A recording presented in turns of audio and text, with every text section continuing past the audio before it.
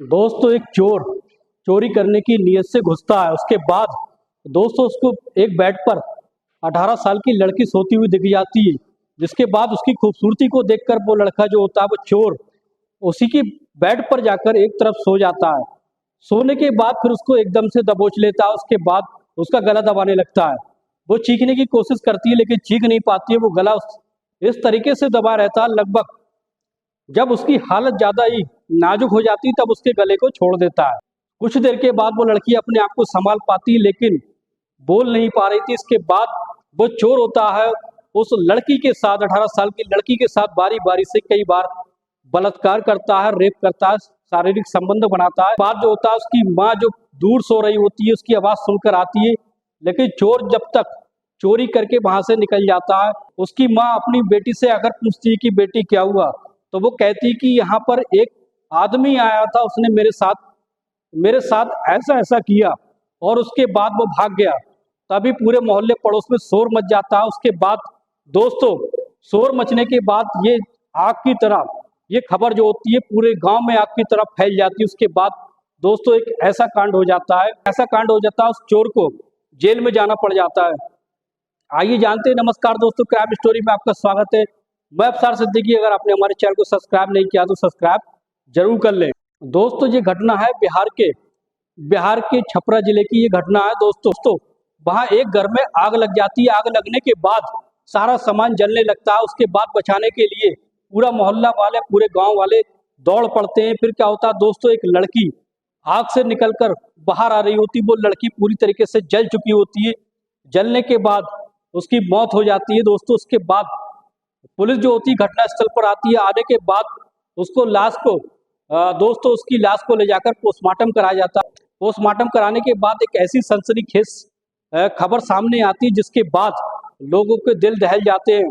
सुनने के बाद सब हैरत में पड़ जाते हैं कि आखिर ये कैसे हो सकता है। दोस्तों पोस्टमार्टम की रिपोर्ट में ये आता है कि उस लड़की के साथ पहले रेप किया है, किसी ने रेप किया है। उसके बाद इस लड़की को और उसके घर को आग के हवाले कर दिया। जब दोस्तों अब ये बात जो होती है क्राइम ब्रांच में पहुंच जाती है। उसके बाद दोस्तों पुलिस के आला अधिकारी इस जांच में जुटने लगते हैं और उसकी घटना की जानकारी लेते हैं। जानकारी लेने के बाद दोस्तों जो उसके डीएनए सैंपल के बारे में दोस्तों उसके जो सारे कपड़े जो होते हैं कुछ जल चुके होते हैं, कुछ कपड़े जो होते हैं उस लड़की के आध जले होते हैं। उन कपड़ों को ले जाकर फॉरेंसिक लैब में जांच कराई जाती है। तो पता ये चलता है दोस्तों उस लड़के ने जो रेप किया था, उस रेप करने के बाद कुछ उसका जो स्पर्म होता है वो उसके अंडरगारमेंट में, लड़की के अंडरगारमेंट में चिपक जाता है। उसके बाद डीएनए सैंपल के लिए जब फॉरेंसिक लैब में जाता है तो जांच से ये पता चलता है कि वो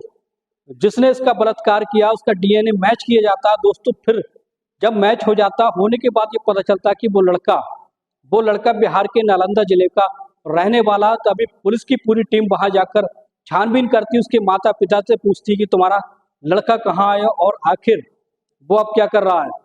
तभी उसके माता पिता कहते हैं कि उनका लड़का कई दिनों से गायब है, कई सालों से घर पर नहीं पहुंचा है।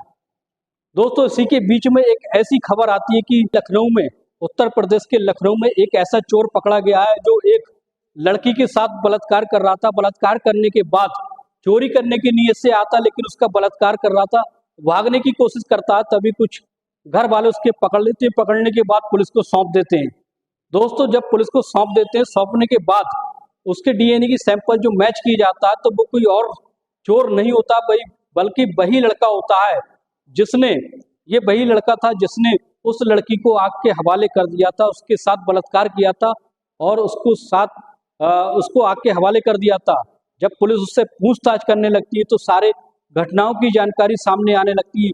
दोस्तों वो लड़का बताता है कि उसने कई घरों में तो चोरी की है, लेकिन वो लड़का चोर था, चोरी करने के नियत से घुसता था। जब उससे कोई अच्छी खूबसूरत लड़की नजर आ जाती थी तो दर्दनाक तरीके से संबंध बनाता था। संबंध बनाने के बाद उसकी हत्या कर देता था। दोस्तों ये एक तरीके का चोरी करने का तरीका जो था वो उसका बहुत ही अलग था।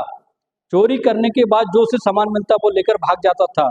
अगर नहीं मिलता था, उसे कोई लड़की अकेली मिल जाती थी तो उसके साथ बलात्कार करता था और फिर उसका गला दबाकर हत्या कर देता था। चोरी करने का तरीका बहुत ही अलग होता है, बहुत ही अलग अंदाज में चोरी कर रहा होता है। वो इतना बड़ा चोरी करने के साथ साथ वो सीरियल किलर बन जाता है दोस्तों।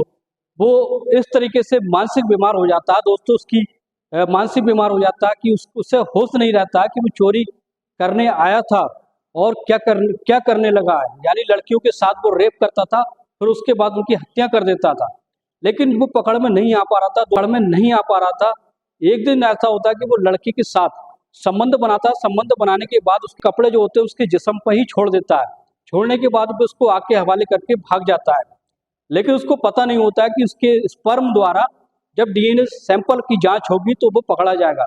लेकिन दोस्तों फिर अब क्या होता है, अब वो नए तरीके से चोरी करता है, नए तरीके से रेप करता है जिससे वो पकड़ा ना जाए। और जब भी उसे कोई खूबसूरत लड़की मिलती है तो खूबसूरत लड़की के साथ अकेला पाकर उसके साथ पहले तो उसे नग्न अवस्था में करता है, एक एक कपड़ा उसके तन से निकाल देता, उसके बाद उसके साथ संबंध बनाता था।